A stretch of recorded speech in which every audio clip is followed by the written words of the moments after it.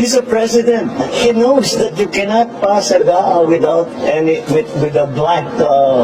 He's lying. And he's lying because he knows perfectly well that that doesn't ever happen.